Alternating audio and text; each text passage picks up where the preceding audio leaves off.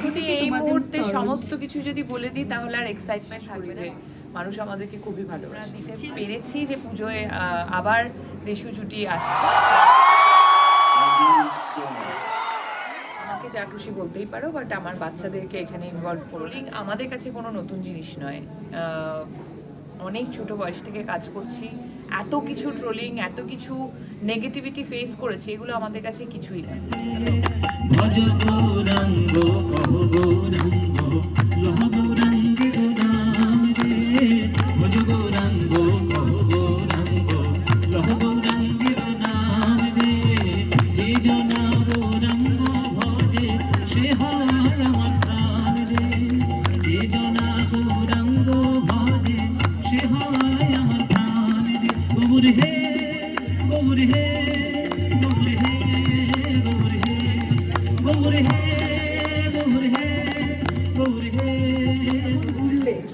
খুব ভালো ফ্যামিলির সাথে, মানে যত মানে কি বলবো, যত সময় কাটানো যায় সেটাই মনে হয় স্বর্গের মতো আর কি, যেখানেই থাকি। আর বাচ্চাদের জন্য খুব ভালো ছিল। তোমাদের কেমন কাটলো লাস্ট 2025 অ্যান্ড 2026 তো শুরু হয়ে গেল। হ্যাপি নিউ ইয়ার সবাইকে। আমি খুবই এক্সাইটেড। আমি এখনো অবধি সিনেমাটা দেখিনি, কারণ আমি অলওয়েজ হয় প্রিমিয়ারে না হয় স্পেশাল স্ক্রিনিংয়ে দেখি। সো আমাদের স্পেশাল স্ক্রিনিং 5 তারিখে রাখা হয়েছে।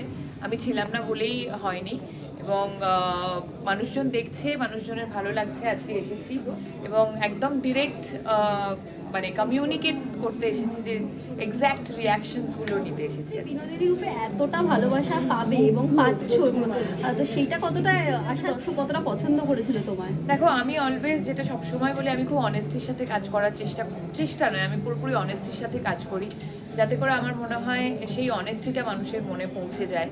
সেখানে কোনো ফেকনেস থাকে না বলেই মানুষ যখন পর্দায় সেই চরিত্রটাকে কাঁদতে দেখে তখন কাঁদে, এবং সেই চরিত্রটাকে যখন হাসতে দেখে তখন তারাও হাসে। সো সেটাই অ্যাকচুয়ালি আমার কাজ, এবং যে এটাই যতদিন করে যেতে পারবো ততদিন টিকে থাকবো। আমি প্রিমিয়ারে বা স্পেশাল স্ক্রিনিংয়েই দেখি ছবি, মানে আলাদাভাবে মানে দেখতে ইচ্ছে করে না, সবার সাথে দেখি।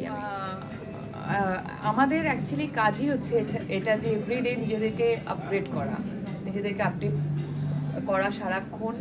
যে কাজটা করে এসেছি সেটা সঙ্গে সঙ্গে পুরাতন হয়ে যায়, এবং নতুন কাজের জন্য আমি অ্যাকচুয়ালি প্রত্যেকটা সেটে যখন নতুন চরিত্রে জন্ম দিতে যাই, তখন আমি এটাই ভাবি যে এটা আমার শেষ সুযোগ, এটা আমার শেষ সুযোগ নিজেকে প্রমাণ করার। সো আমি আগে কি করেছি, গৃহপ্রবেশ নাকি বিনোদিনী, এখন আমার মাথায় সেটা নেই। এখন আই এম ওয়েটিং রুমের জন্য, এবং অফকোর্স অনেকগুলো ছবি পাইপলাইনে আছে সেগুলোর জন্য।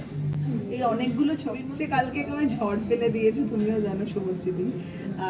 দেশু জুটি আবার কামব্যাক, কি বলবো? এখন শুধু তোমরাই এটা নিয়ে বলবে, আমরা এখন একটু চুপ থাকি, একটু রিয়াকশন গুলো নিই। তবু একটু যদি কিছু বলো, মানুষ কিছু বলা যাবে না, জাস্ট কালকের নিউজটা নিয়ে এখন আপাতত হ্যাপি থাকো। শুভশ্রী, এই আলোচনাটা এবং এই যে এত দর্শকের উচ্ছ্বাস, সেটা নিশ্চয়ই চোখে পড়েছে তুমি সোশ্যাল মিডিয়ায়। সেটাই বললাম যে এই রেসপন্সগুলো একটু উপভোগ করে নিই, কারণ যেটা সবসময় আমি, দেব এবং সবাই আমরা উইটনেস করেছি যে 10 বছর পরে যে প্রোগ্রামটা, আমাদের যে অনুষ্ঠানটা হয়েছিল, সেখানে যে ভালোবাসা আমরা দেখেছিলাম মানুষের কাছে, এবং ধূমকেতুর রিলিজের পরেও যে ভালোবাসা দেখেছিলাম, তার ফলে অবশ্যই আমরা এটা বিশ্বাস করি যে মানুষ আমাদেরকে খুবই ভালোবাসে।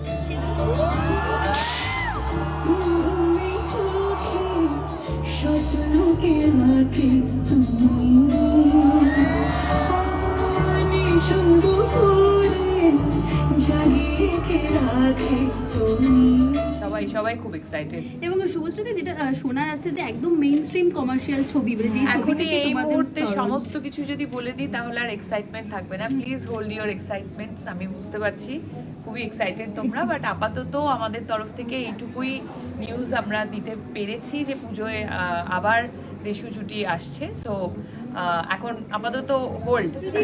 সৃজিত দা এবং রানাদা যে রেটিং নিয়ে যেই তথ্যটা এনেছে, আমরা দেখেছি কালকে লালবাজারেও গেছিলেন সবাই, তুমি কি বলবে, তোমার কি মত? শুধু কি রেটিংস এর জন্যই লালবাজারে না, গেছিল? অনেক কিছুর জন্যই যাওয়া হয়েছিল, এবং অফকোর্স একটা ইন্ডাস্ট্রির সকলে মিলে ট্রোলিং থেকে শুরু করে যা যা জিনিসে আমার মনে হয়, দেখো ট্রোলিং আমাদের কাছে কোনো নতুন জিনিস নয়। অনেক ছোট বয়স থেকে কাজ করছি, এত কিছু ট্রোলিং, এত কিছু নেগেটিভিটি ফেস করেছি, এগুলো আমাদের কাছে কিছুই না। তবে অফকোর্স যদি যারা যারা গেছিলেন বা যাদের মনে হয়েছে যে এখন এটার এগেনস্টে কথা বলা উচিত, তারা ভালো মনে করেছেন এবং এটাই এরকমই হওয়া উচিত, একসাথে জোট হয়ে কাজ করা উচিত ইন্ডাস্ট্রির। এবং যারা মন্তব্য করেছেন তিনিও ধরা পড়েছেন, দেখলাম এটা বোধহয় একটা শিক্ষা, ভয় পাওয়াটা সে তো প্রয়োজন। আমরা আমাদের তরফ থেকে বলেইছিলাম, আমি আমার ভিডিওতেও বলেছিলাম যে আমাকে যা খুশি বলতেই পারো, বাট আমার বাচ্চাদেরকে এখানে ইনভলভ করো না। আমার মনে হয় যে আমি আবার যেহেতু একজন ভীষণ পজিটিভ মানুষ, তাই আমি খুবই পজিটিভ যে আমাদের নেক্সট জেনারেশন, মানে আমি আমার বাচ্চাদের ক্ষেত্রে বলবো, যখন ওরা সোশ্যাল মিডিয়া ইউজ করবে তখন সোশ্যাল মিডিয়াতে অনেক কিছু লজ চলে আসবে যে এই জিনিসগুলো করলে মানে সেগুলো ক্রাইম বা এরকম কোনো লজ আই থিঙ্ক আনাটা খুব দরকার। Thank you. রেটিং দিয়ে কি সত্যি সিনেমার কোনো পরিবর্তন হতে পারে? দেখো, আমার মনে হয় ভালো সিনেমা দু রকমের হয়, আমি বিশ্বাস করি, ভালো এবং বাজে, এবং মানুষ নিজে দেখে সেটা বিচার করে। বাট এখন অ্যাট দ্য সেম টাইম যেহেতু আমরা সোশ্যাল মিডিয়াতেই পাচ্ছি, সোশ্যাল মিডিয়ার ওপরে অনেক বেশি আমরা ডিপেন্ড করে ফেলেছি, মানে অজান্তে সাবকনশিয়াসলি যেমন আমরা এটার মধ্যে ঢুকে গেছি সেটা নিজেরাই বুঝতে পারি না, তো অনেকেই কিন্তু এফেক্ট করে।